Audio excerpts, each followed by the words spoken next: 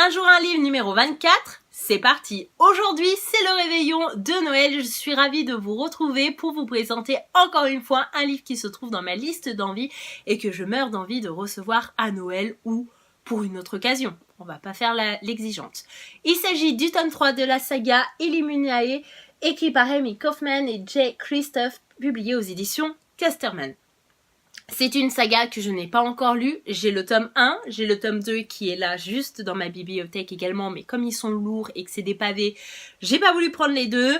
Mais en gros, c'est une saga que je suis quasiment sûre d'aimer, qui me fait penser un petit peu à la saga Phobos, même s'il n'y a pas le côté télé-réalité. Mais j'ai l'impression que c'est un mélange de Phobos, puisqu'on est un peu dans l'espace, et on est un petit peu genre Hunger Games, puisqu'il va avoir une sorte de révolte. Donc si vous avez aimé les deux sagas, je pense que celle-ci peut vous plaire. Il s'agit de 3 tomes. Et là, je vous présente le premier. Dans cette histoire, nous allons suivre une jeune adolescente qui s'appelle Caddy, qui va voir sa planète attaquée par une entreprise sans foi ni loi qui s'appelle Biotech, et du coup elle va être obligée d'embarquer dans un vaisseau pour être emmenée dans une nouvelle planète qui s'appelle Alexander. Sauf que Caddy va tout de suite soupçonner les autorités d'être malsaines et de vouloir faire des choses qu'elles n'ont pas le droit de faire, et donc elle va essayer de mener l'enquête avec l'aide de certains membres, je suppose.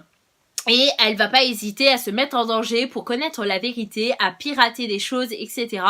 Donc voilà, je vous dis, ça fait penser à Phobos, puisqu'on est dans l'espace, il se passe des choses tout à fait anormales. Et puis de l'autre côté, on a l'impression d'être dans Hunger Games. On va suivre un personnage féminin qui va être badass, qui va être fort, qui va être courageux.